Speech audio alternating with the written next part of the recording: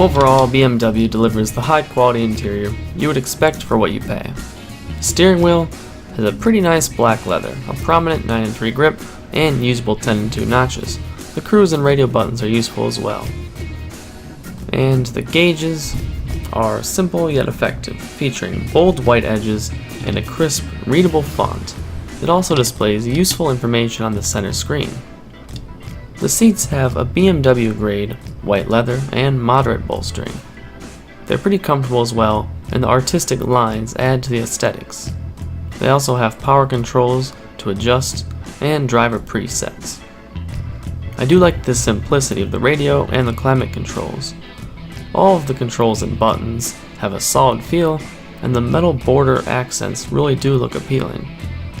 There are additional controls near the armrest. The shifter looks nice with the sharp silver color and is completely stationary, unlike ordinary shifters. There's an engine start, and the cup holders are adequate. The center console is shallower than most, so you won't get generous storage there, and the glove box is somewhat small too, but it's okay. Due to the thin front seats, the back seat space is surprisingly good for this size of sedan. Behind myself, I have a couple of extra inches of space, and the headroom is okay. The back seat does have cup holders, heated seat controls, and a power outlet option. The trunk space is pretty competitive too, and it has fold-down rear seats. So that's the interior.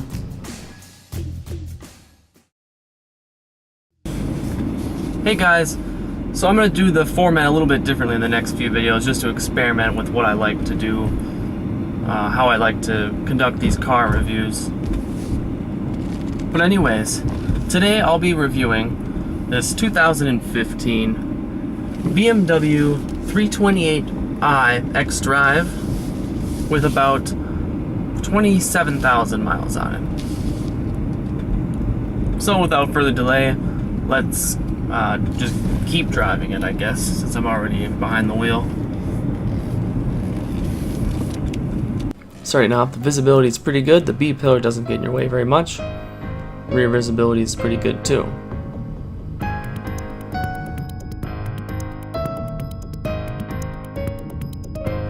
So some things to keep in mind. Some of the competitors for the 328i are the A4, the Infiniti Q50, and the Acura TLX. This feature-laden sedan, featuring all-wheel drive, definitely holds its own in terms of technology and comfort, as well as sportiness. With the 2015 BMW 328i, they deliver excellent ride and handling balance. And also, the engine is very efficient, being a 4-cylinder turbo, which does give it a lot of power. And overall, the interior is quite upscale, and the controls are very easy to use for the most part, and has spacious seating.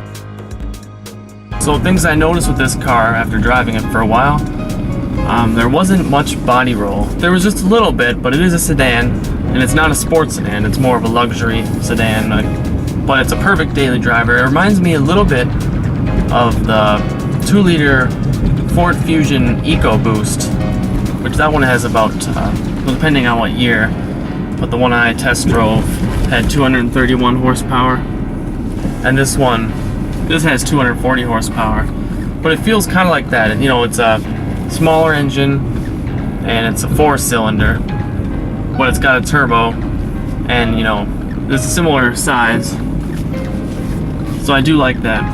Perfect daily driver. Although the Fusion feels pretty peppy, the BMW feels much faster, even though it's about 1,000 pounds heavier and has less torque.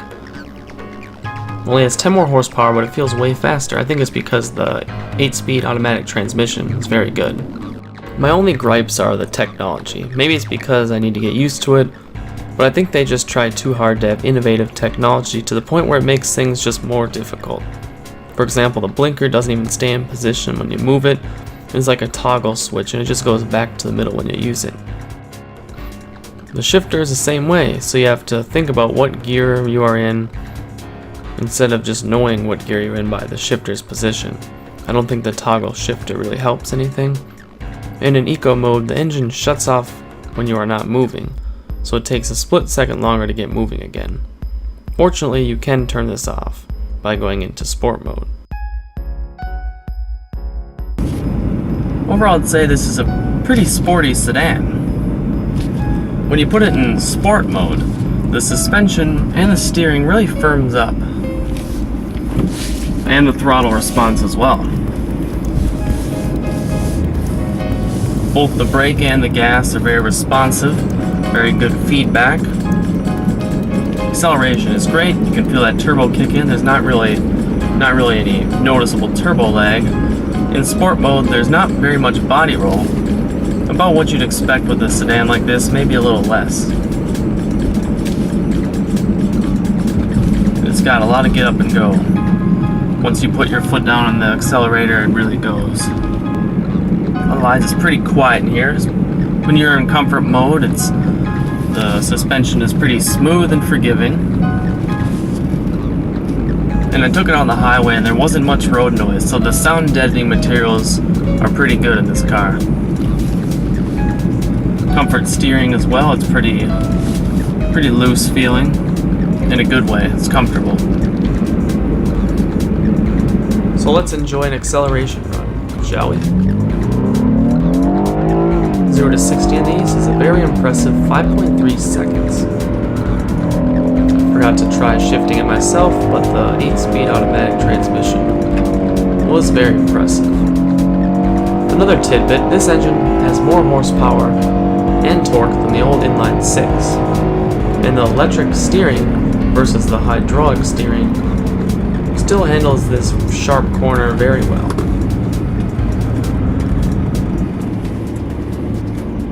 Let's get another look at that corner. High velocity. I'm sure you're exhausted at this point in the video, so I'll get finished after this.